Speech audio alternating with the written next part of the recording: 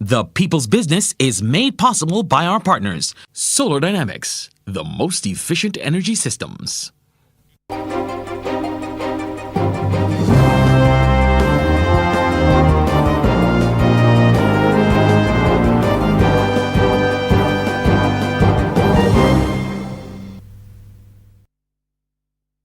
Welcome to the People's Business. I'm Wendy Burke. Tonight we are going to be discussing cybersecurity, mitigating the risk. And to discuss the subject with me, I have Mr. David Gittens, Edward Millington, and Hallam Hope. Good evening to you all, gentlemen.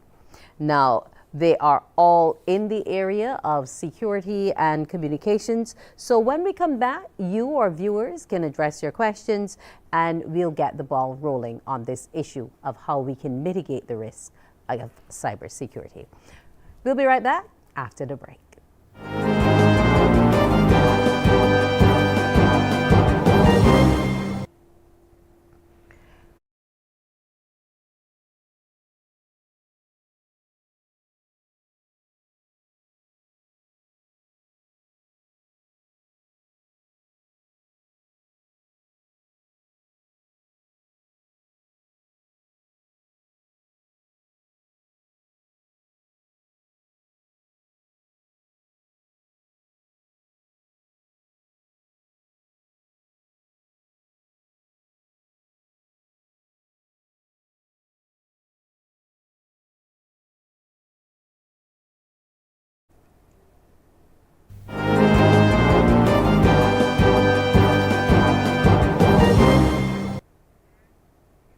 Welcome back. With me tonight to discuss this topic are David Gittens, a cybersecurity consultant, Edward Millington, the Managing Director of CariSec Global, and Mr. Hallam Hope, Managing Director of Hope Communications, Inc.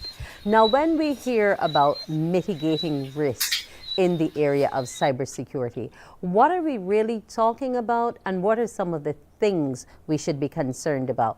And I think I'll start with you first, Edward. I think good night to everyone. Good night, Wendy. I think one of the main things that any business or even an individual needs to understand is the risk cyber in terms of being on the internet, vulnerabilities within the assets, etc. And in terms of how we manage that risk, and in the end, what are some of the solutions, what we call strategic solutions that can be put in place from the top to the bottom in terms of managing those risks. Cybersecurity is really start at the top and not at the bottom what we can also employ as maybe a technology, but more at the governance level. Okay, and Mr. Hope? Hi, good evening, Wendy. It's a privilege to be here. When I think about cybersecurity and risk, I am also minded to ask, why is cybersecurity such a major problem for governments in Barbados and across the Caribbean?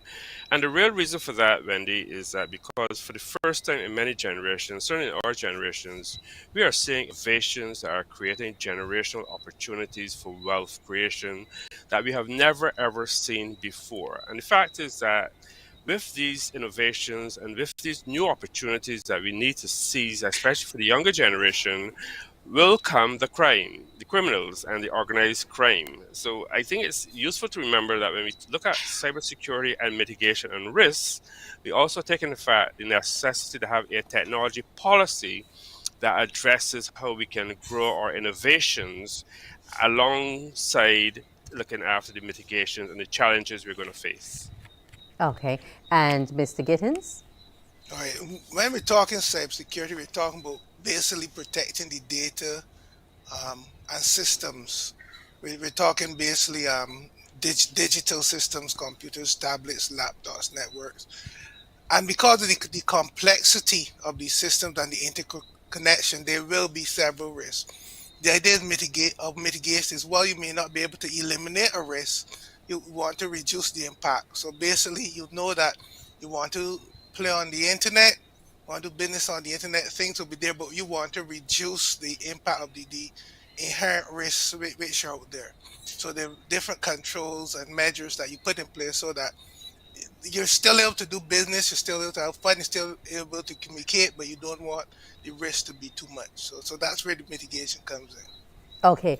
All right, let's look at this question. How much, what risks are too much or how do we measure what is too risky within cyberspace?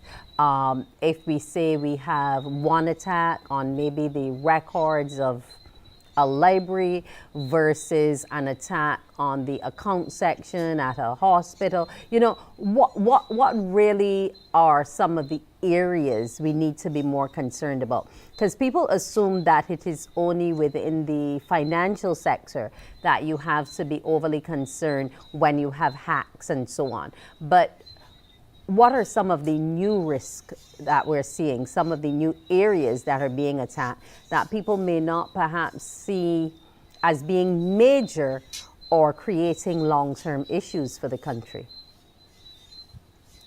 Well, in terms of attacks, almost anything could be serious. Okay, you had the Colonial Pipeline hack in the U.S. about a year ago, when some hackers were just trying to steal a bit of money. What they did is they crippled the systems, and then a large part of the U.S. could no longer get gas, couldn't get fuel, couldn't drive your car, you couldn't operate your business. So, whereas you may say gasoline is not really a tech industry, it's not anything anybody's targeting, attacking something like that, which would fall into critical infrastructure, can cause a lot of problems. Say you attack a school, again, that's probably because education is important, and then the data that you may steal from the teachers and the children can be used for identity fraud and other crimes. You attack a hospital, you try to steal some data, but you may also stop surgeries, you may also stop people from getting follow treatment, you may stop dispensation of medications, you may stop lab tests from actually being done. So people can actually die as a result of that. So in several different industries, whereas you may say this is not a high tech industry, this is not a money thing, people can still be impacted. People can, in some cases, lose business, lose their jobs, lose important data, or it could be something as simple as you're unable to buy food, you're unable to get heated, you're unable to get water, depending on what's attacked. So Okay. it's not enough to say, okay, you don't have a lot of money, or this organization is a financial organization. Data is important, and disrupting the systems to the extent that people can no longer offer the services that they do, that can have all sorts of impacts on the country. So regardless of if you're a school, a hospital, a oil company, a power company, telecommunications company, when there's a serious cyber attack, many people can be impacted, and businesses, not only individuals, businesses. If you look at something like the telecoms providers, all big businesses need that. If you can't communicate, you're going to lose a lot of money. So attacking the telecom provider would not only impact that provider, but dozens or scores of businesses can suffer seriously as a result of that. Okay, I want to bring Mr. Hope in here now you've finished that point about the whole telecoms process, because I know that's something that's near and dear to you, Mr. Hope. Now, in terms of looking at risk in the areas of communications and our mobiles and so on, are people really as alert as they should be when it comes to these various forms of hacking? All of the messages that we like to share around on the WhatsApp and the other, communication chats that we have, and we readily share it, not realizing that that is actually meant to steal your information. Are enough people aware? Yeah, my particular interest in the cybercrime actually is in the areas of blockchain and cryptocurrencies, where we are seeing cybercrimes in those areas as well, and some very, very major cybercrimes. As David mentioned, cybercrime really is everybody's business. And in fact, when you hack into it and you close down the operations of a computer system, a computer health system, what it means is that doctors cannot, as we have seen in Barbados, doctors cannot access patients' health records, and doctors depend on patient health records to dispense medication and to look after the patient's health. So you can see, as David mentioned, that cybercrime is really a major, major issue that impacts on our very lives.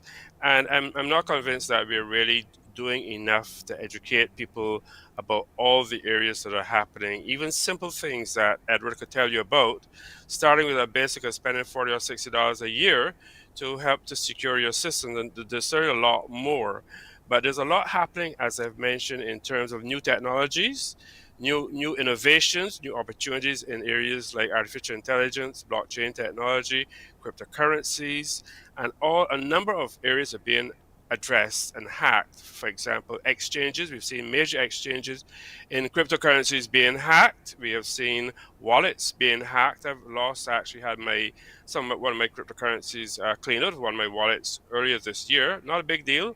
I didn't lose my shirt, but there are a number of new areas in which technology are developing, innovations are expanding almost exponentially every single day, and therefore they are creating new opportunities for the cyber criminals.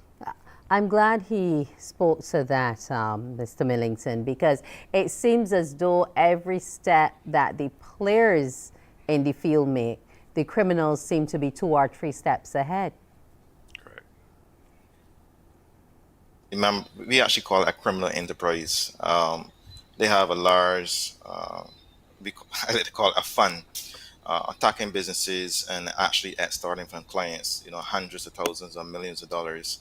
Um, and if you can collectively, I say if you look at some of the gangs that we currently have, when you think of it as a business, and we are attacking, let's say a very large organization, like maybe just recently, like the MGM resort, hotel, etc., and we can collect millions of dollars. I mean, think about it. They will have the finances to be able to stay one step forward. And as David would have mentioned, once we are in this digital world, especially as of recently, within the last 3 years plus, we are going to be attacked. And the main source, in some cases, if it's not affecting the serviceability of either government or business or hotel, school, etc., it's really about data. And once they go after data, and because of data protection laws and so forth, we all know that at the end of the day, we don't want our data out there. We don't want to be find ourselves in court and etc. So we are willing to pay those extortion fees. And that's one of the things that we really want to talk about when it comes to the AML and cybercrime conference that we have, where we actually inviting a number of agencies to tell us about cybercrime and money laundering, because it is a growing problem, and until we can understand how we can look at the risks, quantify it, because every organization has their own risks, but at the end of the day, losing your data is going to be the main core, and obviously the reputation and other financial risks is part of it. But losing that data is going to be main core, and I always say is that the integrity of that data is very important, Wendy. I don't want to talk too long, but let's say we go to the hospital and our CAT scan data has been changed and it states that you have a particular problem, maybe your spleen, something, MRI, sorry, and that data can be changed. Can you imagine that you have an operation to take out or do something with you that you don't even have a problem with? So these problems are very serious, and the integrity and availability systems are very, very important. Okay, I don't know if maybe David, as a consultant, you could tell us if enough is being done in the area of mitigation. Is it that we don't have the correct tools for the job? We don't have the correct personnel to mitigate the issues? What's creating the gap between us and the criminals? Well, one thing is recent surveys, when you look at the needs in terms of how many cybersecurity professionals you need to protect organizations. The last figures, it's like there's a shortage of like 3.5 million globally. That is how many people, additional cybersecurity professionals, we actually need to protect everything. Apart from the actual protection, then the aspect of how fast technology is changing. Now, the risks evolve as technology changes, as different laws change, as different processes change, as new things come up, like say the war in the Ukraine, as different things happen, new risks are come about. Also, that with technology, you get things like AI. AI is a fantastic technology; it helps you do a lot of things faster. It helps the criminals do a lot of things faster as well. So it's very difficult to manage it in that. it is always evolving. Like operating systems always get upgraded. You get new versions of phones, software comes out, and it does different things. And then on top of that, you might discover some risk, so you upgrade it. But in fixing one problem, you may create another. And then it's the way people use things. You keep changing how technology is used. Or years ago, young people used to use something called Facebook. Now you don't even think they know what Facebook is. So Facebook is an old people app.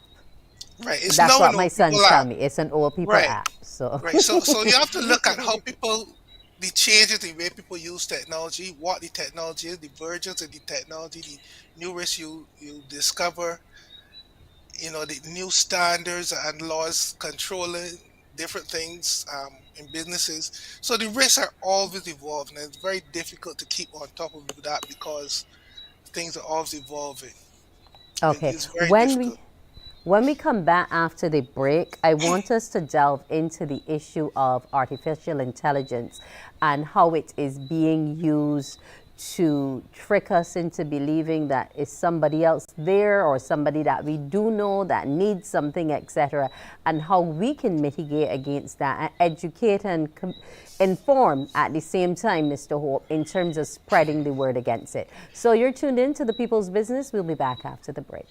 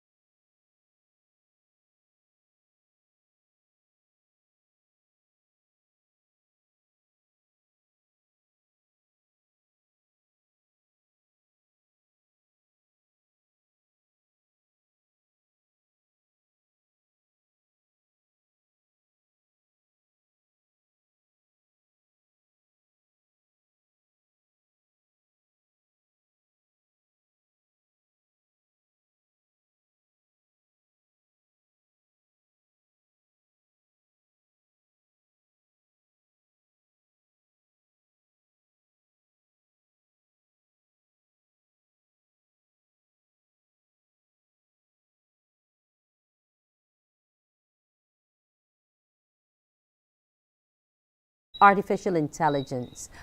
I have seen a few things come to me personally, and it looked exactly like the person I thought it was. The speech patterns were on the mark, but the thing that threw me was that what this person was asking was not an area that the individual was in any way familiar with.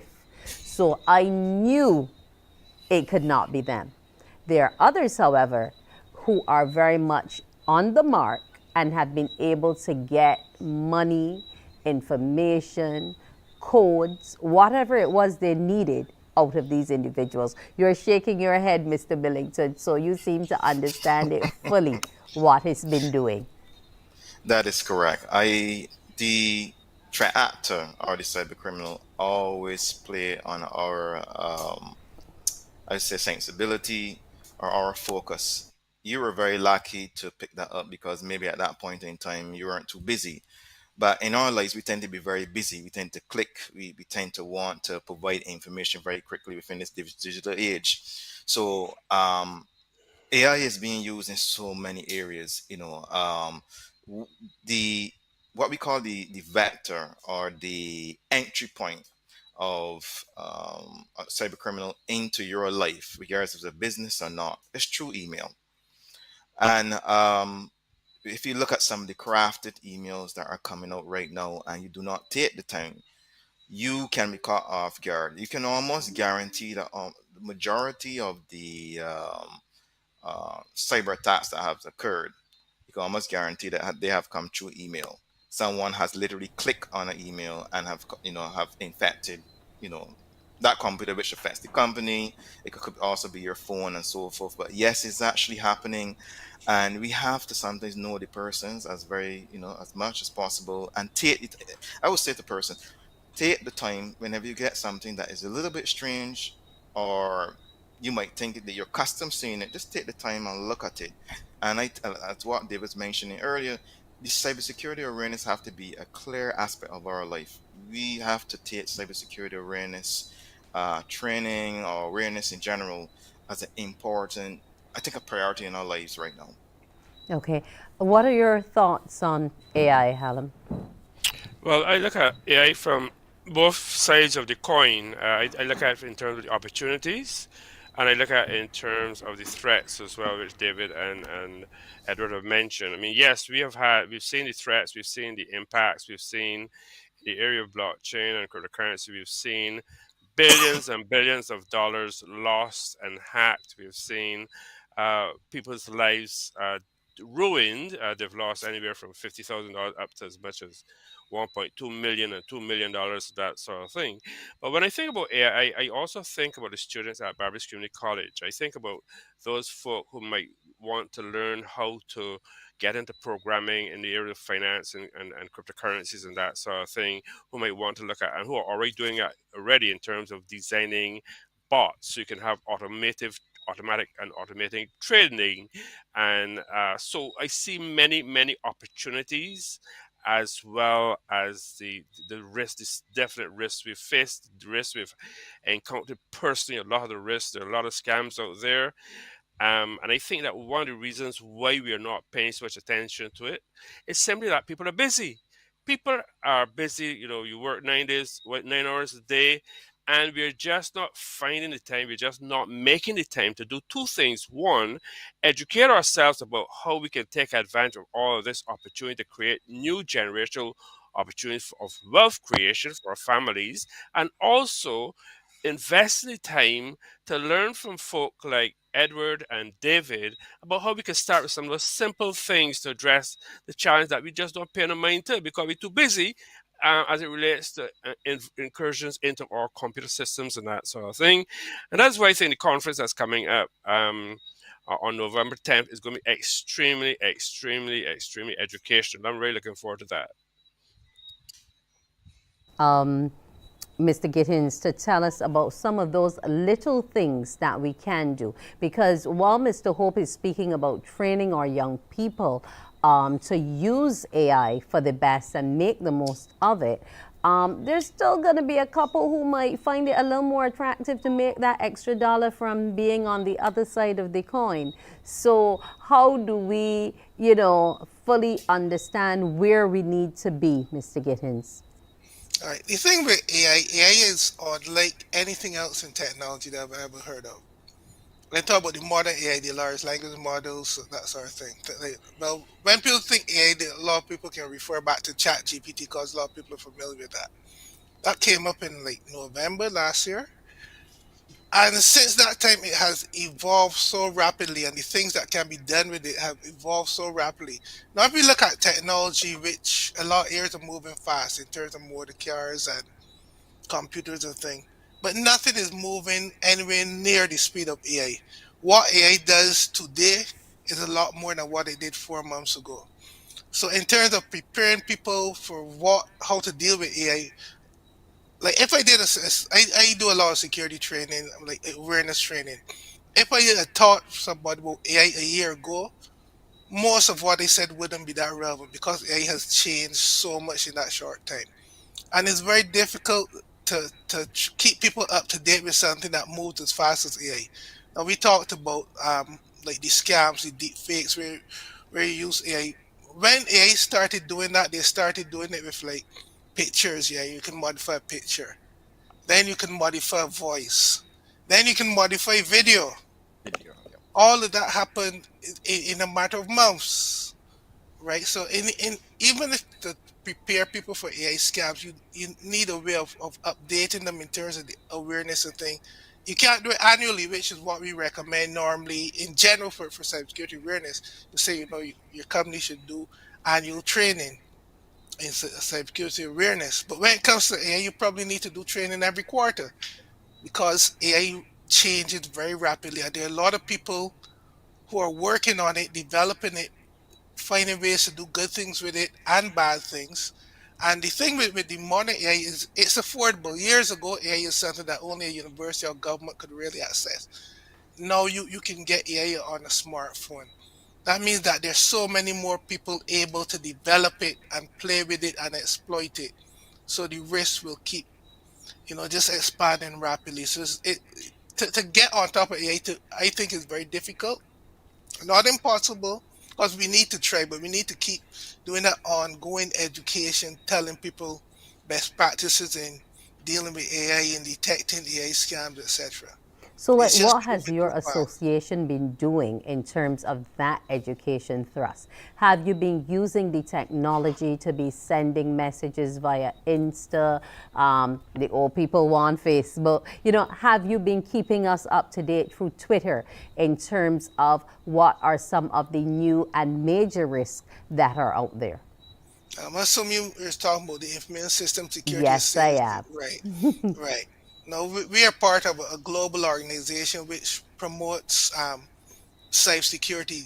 We promote it in terms of letting people know about it, educating people about it, and also developing the practitioners. We do that mainly through like publications or seminars, webinars. Our trust is mainly an educational one. In terms of the Barbados chapter, we would have done for this month, which is Cybersecurity Awareness Month, by the way. We would have done a webinar, a free public webinar where we would have been teaching people. But I see the need that we need to do a lot more of that because the cyber threats, especially those related to AI, are coming really fast and furious, and more needs to be done. But obviously, one organization can't do it all. You need other organizations, government and non-governmental, to get on board with this whole cybersecurity awareness. I mean, like, say my organization, we would sometimes go into schools or churches and do some sessions teaching about security best practices, basic things that people can do to protect themselves on the internet. But the reality is, because of it's just so much work, one organization cannot really do it. We really need a collaborative effort with where different organizations come across, and we need to do things like put it in the syllabus. Cybersecurity awareness should be on the school syllabus. It should be a regular thing that certain organizations, business organizations do, and we can't wait until Cybersecurity Awareness Month to say, okay, October we're going to do a few things to push it. That is not enough. There's just so much work to be done, so many people to reach, because when the organization started maybe about 14 years ago, we didn't have that many people using tablets. We didn't have that many people who were living on the internet. Nowadays, if you see someone and a phone isn't in their hand, you figure something's wrong with them. I mean, we're on the internet all the time. So there's a need for a lot more education, and it has to be consistent because it has to be reinforced.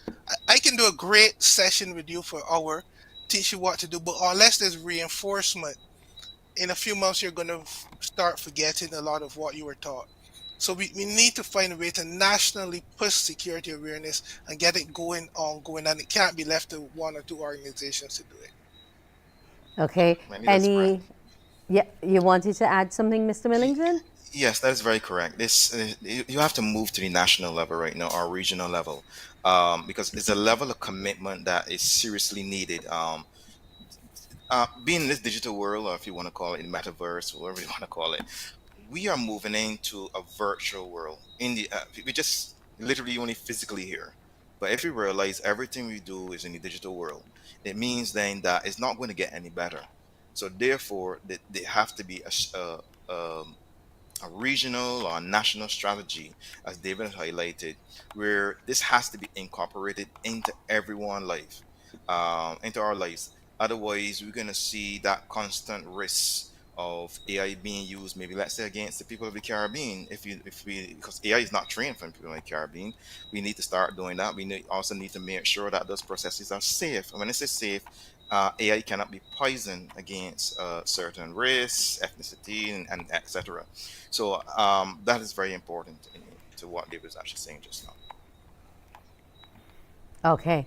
Well, we have another 2 minutes before we go to our break. Remember, you can call us at 228-5562, 228-5563. Mr. Hope, in terms of the constant updates and making sure that people are abreast of all the changes that are happening.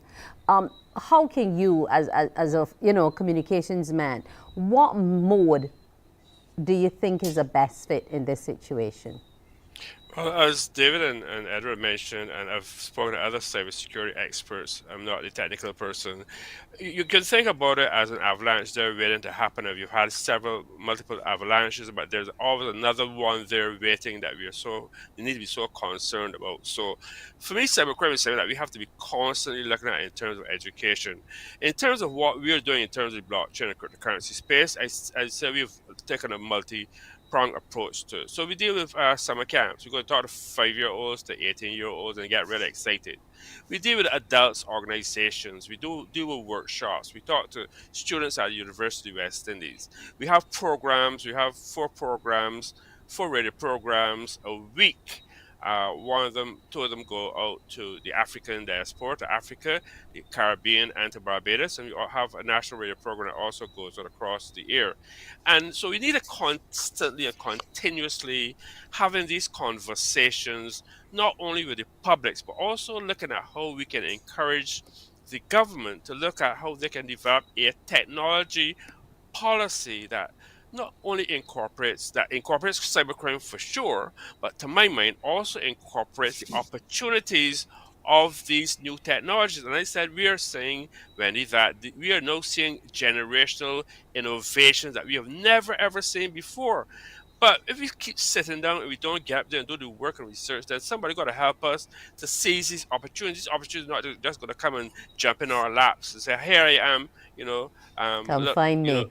come find me, It's true. It's true. No, but we have to really have these continuous conversations, but the opportunities in innovation technologies, continuous changes in technology that David mentions, I'm seeing it every day, and I've been looking at this space for the last 6 years, every day and every night, and every minute I'm seeing new changes, new developments, new opportunities, but also new challenges. One of the things that concern me a little bit, for example, is the question of disruption. So, for Okay. example, when you go back to AI, we mentioned how Stick a AI pin, is Hallam. sure. We will come back to this issue of disruption after the break. And you, our callers, can get ready to call with your concerns and comments and questions. 228-5562, 228-5563. We'll be right back.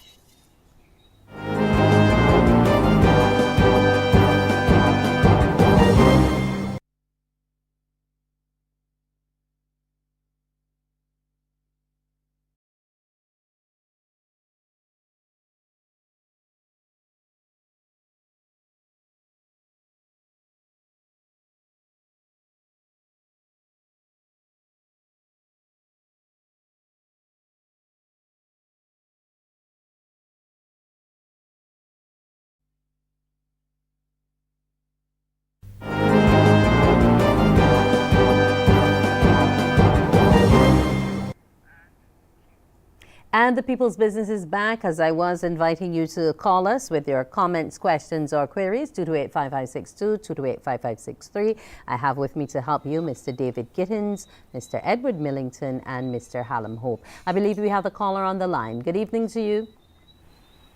Hi, good evening. Yes, go right ahead. One of your guests made a statement just now that AI can't be poisoned to give racially motivated or that type of responses. But based on the fact that most of AI today, as we know it, is based on gathering huge bits of data, I'd like to understand from your guests, especially the gentleman David, is this totally accurate? I'm not sure who made that statement. Sounds a little strange to say that it can't be poisoned racially. Can you remember who it was that made the statement? I don't remember. That's one of you I'm guys. trying to remember hearing it. I remember hearing I, that. I think when I was saying that we have to protect AI because it can be poison, because it's, in terms of data collection, it's being programmed and etc. So I did not say it cannot be poison. I said it can be poison. So we need to protect those processes, etc. Okay. I heard can instead of can't. So, okay. Thank you for that. Okay, that's Okay. okay. Okay. Any other question? No other questions right now. Thanks. Okay, then. You're welcome. Now, Hallam, you were on a point before we went off. Yeah, so quickly, the blockchain technologies and many of these technologies, artificial intelligence and many of these technologies are creating huge disruptions, and they're also creating huge opportunities that we need to seize. Um, Take it for example, we have students at University of Essex. They go there, they go for 3 or 4 year program, whatever, in the area of computer science, and they expect that when they come out of the university, that they're going to be looking for a job in the area of software development, etc., etc. All right, but if you follow what's happening globally, what we're seeing is that artificial intelligence is actually creating the technology that an individual can now sit down and use, and they may not necessarily need to have a developer coming out of the University of the West Indies, because the artificial intelligence can actually do the work that you'd anticipate from the student and create the software for the business, small individual persons or whoever, and they can do it a lot cheaper. You could think about spending as much as $1 to go and ask a really souped up program of AI. Can Okay. you design this? Can you design that? And yes, it can. So it's disrupting even our education system as well, Wendy. Okay. Well, I'm going to disrupt you for a little bit because we have a caller on the line. Good evening to you. Good evening to you and your guests and to all our listeners. Good evening. Good evening to you and your guests and all our listeners. Just one question I'd like to ask. Hello. Hello, you can hear me? Yes, I can hear you now. Go ahead with your question or comment. My apologies. I just want to ask this question. Since everybody that we on the line, as the brother say, we live internet, how does the cyber attackers know when a person gets some money from the bank? That's all I want to ask. Thank you. Well, there are a number of ways. For one thing, people over post stuff on social media. People put way too much information out there. Then there are the companies that sell your information. You're on their website, you're doing whatever, and they literally take information and sell it. Then there are the hackers who get into companies and steal information. So everything you do on a website, the information is there. There are people stealing information, and the company where the information is held may not even know that people are stealing information. Then, in terms of your email, if they're targeting you, people can sometimes get a hold of your email, and every time you get an email, they get a copy as well. So, say they think you have a few dollars, they might monitor, and then they can find out things that you're doing, information that say you plan to pay some supplier overseas or whatever. And in some cases, they will then go after, pretend to be you, and tell the supplier, oh, I changed my bank account number, so this is the number to use and that sort of thing. So there are a lot of ways. Once you interact with websites, your data will be stored somewhere, and it can be sold, it can be stolen, or in some cases, it can actually be stolen from your computer. So because of that, then there are a lot of avenues that people find out what you're doing, and they can then try to see if they can get some of that money. Keep it open. Okay. David, okay. I Okay. want to I just add want a to little bit. look We remember. at Okay, fine. the issue of attacks. We're talking about mitigating these risks, but let's start to quantify them. Let's say on average in a month, in a quarter, what have you, what kind of numbers are we looking at for Barbados and also for the region? The statistics vary based on to make it a little bit more simple, the quality and the maturity of our implementation to detect. We maybe post most probably in a day a company, one company, and the larger company is even worse. You can expect to see sometimes close to 1 million attacks a day, depending on how large a company is. So let's bring it down. Let's say to 100,000. That is quite a bit. To the region, Every vendor, like in terms of firewall vendor, would highlight, within a month, you can see millions of attacks, tens of millions of attacks per day.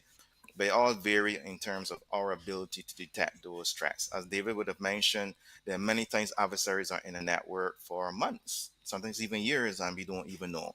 So the maturity of our ability to detect those types of cyber attacks um, can also skew the data that we have currently right now. Caller on the line, gentlemen. Good evening to you. Good afternoon, ma'am. How are you? I am well. Go right ahead. A question for all of you gentlemen. A base case and a use case. The base case, Barbados, 21 by 16. The use case, 269,000 people. In terms of a database, that's a pretty small number. That's easy. So here's a question. Barbados sets up a cybersecurity directorate, maybe 5 or 6 people, no more than that. A director, somebody who is skilled in AI, somebody who is skilled in edge of network, somebody who is skilled in hacking, and somebody who is skilled in total cybersecurity, an accountant, and a salesperson. And their job would be to look over the traffic that is coming into and out of the island and flagging cybersecurity risks and cybersecurity attacks. And their job also would be to build all of the organizations in on the country that would be willing to quote unquote join up for that protection. What are your thoughts on that? Because we were mentioning a minute ago, it has to go nationwide and it has to go region wide. What are your thoughts on that, please? Thank you very much. I don't think it's a bad idea. It's a matter of actually speaking to the business sector and the government units to make sure that what happens overall, works for everyone. But the idea of having a central cyber authority to manage the different threats, that's something a lot of nations have done. It is done in Singapore. It is done in well, several other countries. The UK has something like Right. that. I mean, it is a model that works, right? But it is a matter of, first of all, we as a nation deciding we want to do it, making sure that we properly equipped it, because a cybersecurity director without the right people or without the right resources is not going to do well. We have to commit to actually properly resourcing and supporting it and maintaining it. But the idea of a central resource for something like that for a nation or size, I'm no problem with that. Okay, I'm no problem now with that. we're talking about sharing and, you know, helping everybody basically to prop up their end in terms of mitigating against these attacks. But as you full well know, Mr. Gittens, there have been private sector companies who have been victims of the ransomware attacks and having to pay to get back. But they've paid and remained very tight-lipped on the situation. You know, it's internal. You can't. So if we're talking about helping each other, how does stuff like that help? And have we seen any, say within the last 3 months, have we had any major companies have to pay to get their information back? Well, I am sure. I mean, ransomware attacks have been on the rise in the past 3 years, and they've actually expanded in sophistication. Like before, they were just encrypting your data and then that's for ransom. Now they have systems where they might just wipe your data, or they encrypt your data and then they go after the data people that you're connected to. In some cases they will get the ransom but then turn around and still sell your data. So it is a very good business model, not an ethical one, but ransomware works. That's why people not giving up. And one advantage of ransomware, people can often do it remotely. So if someone in Russia or Nigeria or Canada attacks Barbados, they don't have to physically come here, and or it's hard for us to get hold of them, especially a jurisdiction like us where we don't have the resources of some the larger nations. Yes, we may worry Interpol and others, but we don't have the resources to go after some of these criminals. right?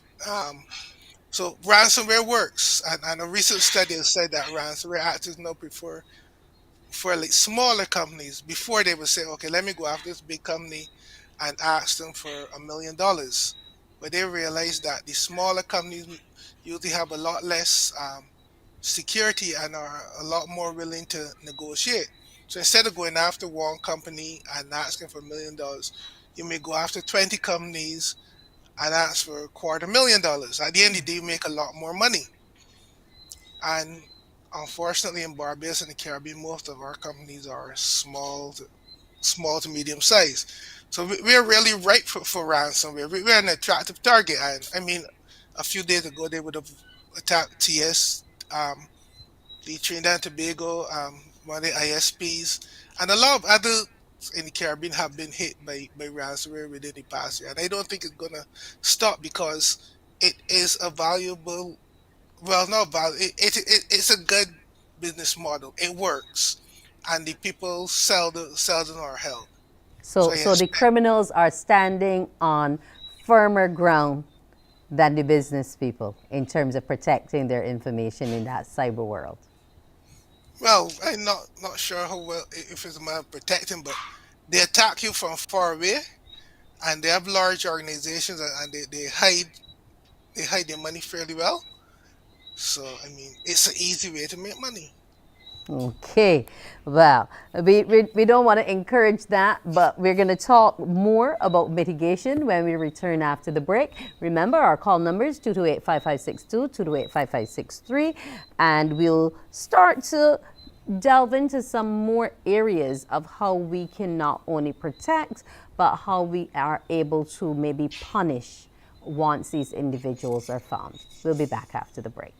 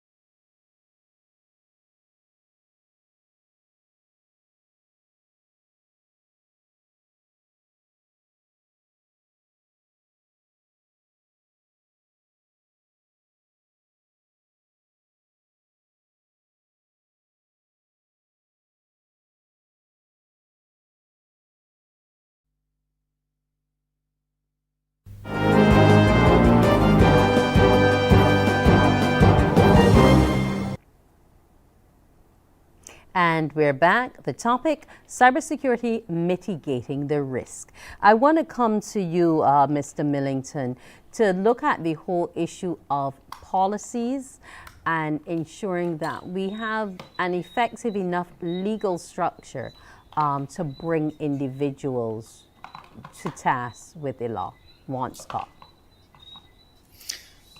I, I mean, with the current cybercrime that look to be enacted, I think one of the main things that we have to be very careful of is there can be a number of policies and everything being put in place, but if you cannot enforce them, then we are nowhere. And that's one of the things that we want, as Hallam would have mentioned on November the 10th on the AML and Cybercrime Forum, is to look and see what is currently out there and how you can actually stop the funding itself of this cyber criminal enterprise.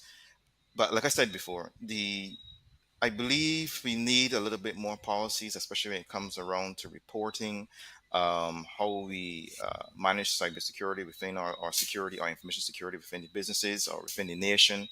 Um, what are some of the strengths that the law enforcement can currently have? But the major problem we have, especially here in the Caribbean, is to actually enforce. Enforcement is going to be really our downfall in terms of going forward. Okay. Mr. Hope? I would say from my end, really, in terms of what's happening in areas like cryptocurrency and blockchain technology, that education is really very, very, very key.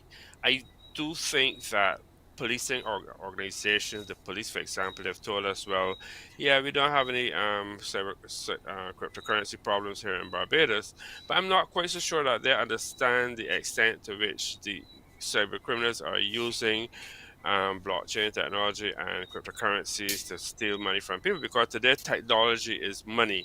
And I believe that we need to have more conversation. We need to have a actual working relationship that's ongoing between these different organizations, like the government in terms of their financial security systems, the FSC, and certainly the police. You need great policing, but the technology is there to help us catch the criminals. But we need to, I think, work a bit closer with the police authorities so that they can understand how they can go after these folk. And that, again, we need to start educating people from 6 years old up to 70 or whenever, you Okay. really need this information. Yeah. All right. Mr. Gittens?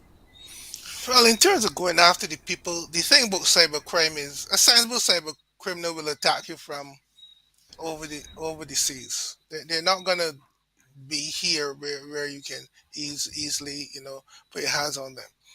And a lot of cybercrime, the amounts are small. So say I attack somebody, I trick them with a phishing email and I steal $1,000 from them. If I identify that the criminal is someone in Germany or in Nigeria, is the Royal Barbados Police Force going to fly officers to Germany or Nigeria to try to recover $1,000? Doesn't make any sense. In reality, a lot of cybercrime, because a lot of it is small amounts, it doesn't mean any, and the people are over. It's not that practical to say we're going to go after them. Also, if you go after them, when they look at the court pages, they see cases that happened in 2015. Chances are it might take very long for the case to even come up. And then some of our legislation, I know we are dating some of the legislation, but some of our legislation makes it difficult to actually hold people who commit certain types of crimes outside of our borders or territorial waters. So I wouldn't really look at that practically, unless the crime is very high. I don't see it very likely that we actually prosecute the people. I think a better approach is try to prevent them from stealing it in the first place.